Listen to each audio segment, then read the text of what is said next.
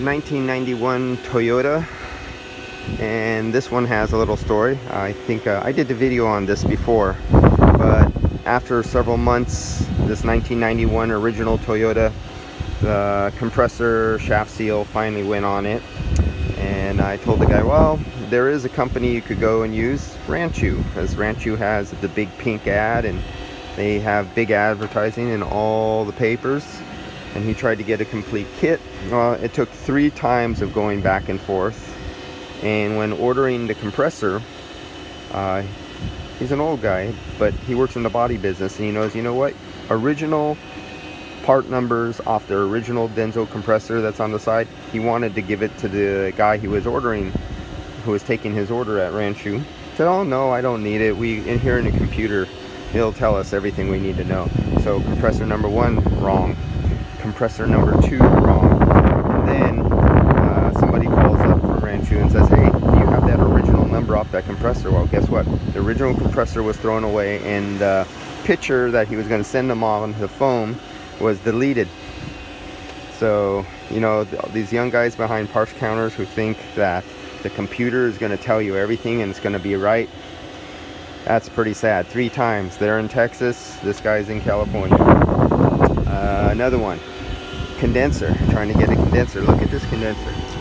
Look at the size of the fins on this condenser. This is the cheapest. I haven't seen a condenser like this since like the 1970s. This shouldn't even be allowed to be on a vehicle. It's so bad. Okay, this condenser here probably has 9 fins in 1 inch, and the tubes are wide spaced.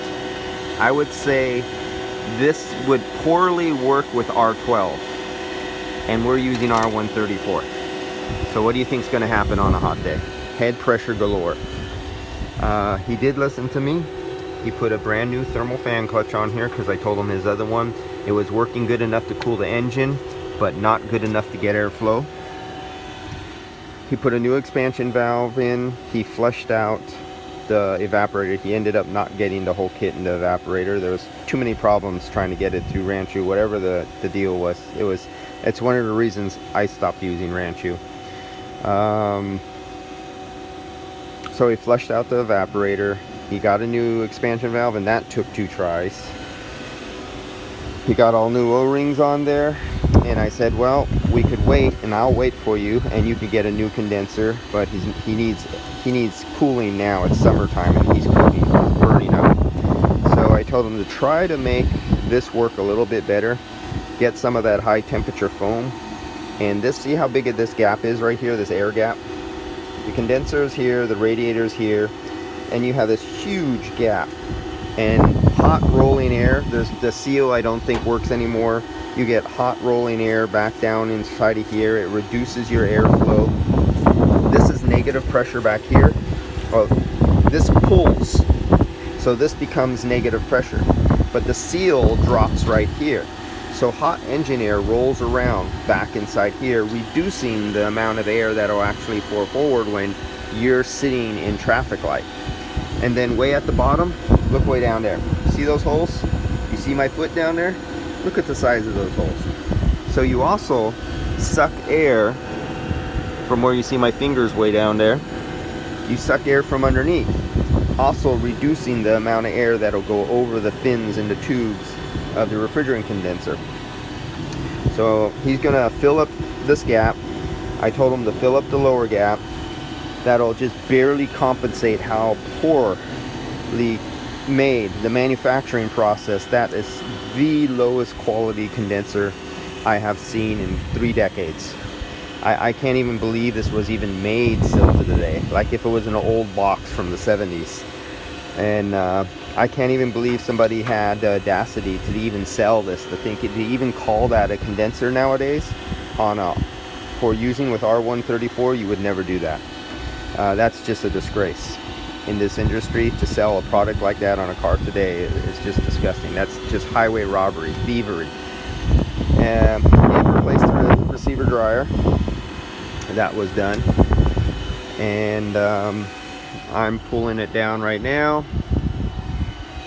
Old S-Man 3 what's that, 360, 380? Yeah, does that have the number on here? These are one of my really old S-Mans. And any other news on this other than 3 times getting a compressor, 2 times on the expansion valve, and the absolutely worst condenser I've ever seen.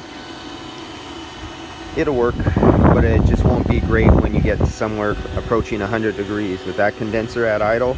Even not at idle, he's gonna have a high, his head pressure is gonna be kind of high on the hot days. But that's the story behind, you know, old guy's truck. He doesn't want a new one. He can fix and replace and rebuild this engine and he can do everything on this car. He's an old guy ready for retirement. There's no reason for a new truck. Just keep fixing it. All the parts are still replaceable and readily available for this truck.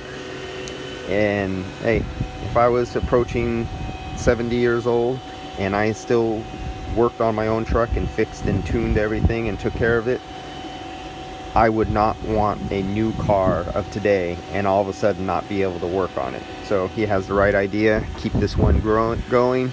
It's a Toyota pickup. It'll easily get 450, 500,000 miles on it. You take care of it.